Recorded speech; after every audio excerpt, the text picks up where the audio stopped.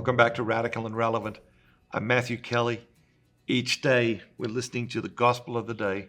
We're looking for a word, a phrase, or an idea that jumps out at us, that the Spirit uses to stir something within us.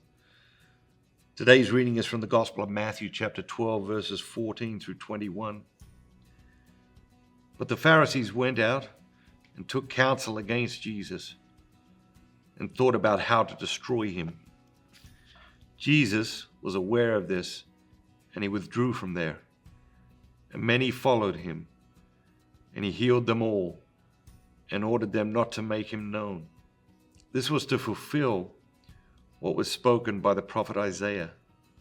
Behold, my servant, whom I have chosen, my beloved, with whom my soul is well pleased. I will put my spirit upon him, and he shall proclaim justice to the Gentiles.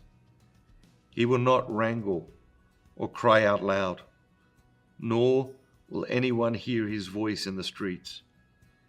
He will not break a bruised reed or quench a smoldering wick, till he brings justice to victory. And in his name will the Gentiles hope.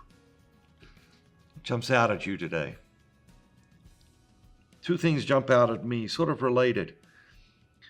I've always loved this phrase, he will not break the bruised reed.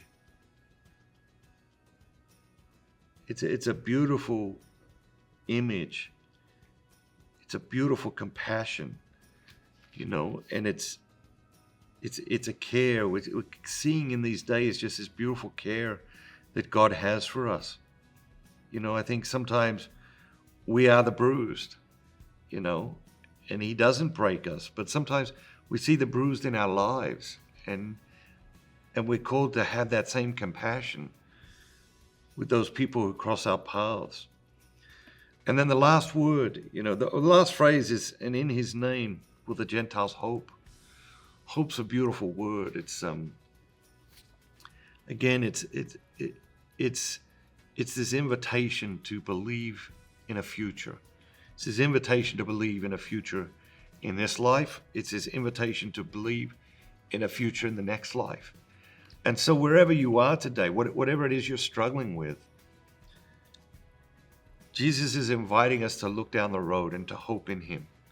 Even if we can't see very far down the road, even if we don't know how he's going to bring us out of the mess that we've gotten ourselves into, or bring us through the struggle that we are grappling with, to hope that he is.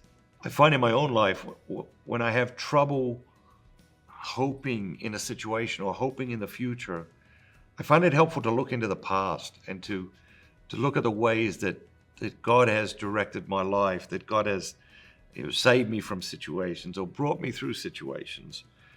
And by looking into the past and seeing God's care, God's providence, I think it does give us great confidence and great hope that he will care for us and provide for us in the future. Have a great day. Remember, don't just be yourself. Be the very best version of yourself, all that God created you to be.